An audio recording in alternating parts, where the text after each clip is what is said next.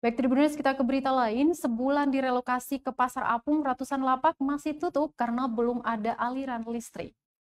Sebulan sudah direlokasi ke Pasar Apung Mardika, namun pedagang belum juga membuka lapaknya dikarenakan tidak ada aliran listrik. Pantauan tribunambon.com di lokasi hanya ada sekitar 15 lapak yang dibuka. Itu pun rata-rata berjualan aksesoris handphone. Menurut pedagang di salah satu lapak di sana, tanpa aliran listrik mereka tidak mungkin bisa berjualan karena kondisi yang gelap. Dia melanjutkan, dia bahkan dengan beberapa rekan sesama pedagang sudah mengunjungi PLN dan mengurus sendiri pemasangan listrik.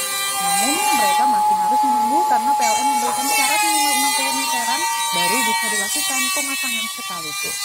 Dia mengakui pengajuan pemasangan instalasi listrik sebesar 900 watt dengan biaya 1,2 juta rupiah. Dia mengatakan sudah mengeluarkan sebanyak uang namun belum mendapatkan pemasukan sama sekali karena belum dibuka.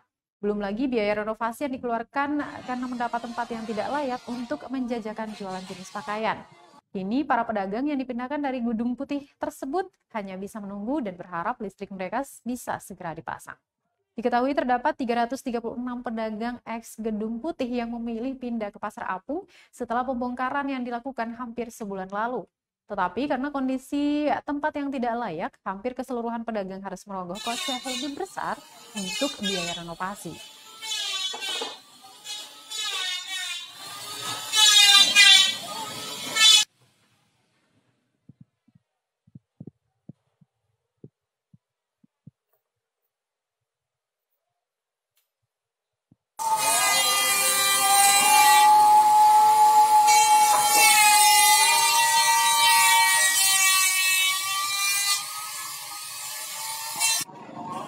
Terima kasih sudah nonton.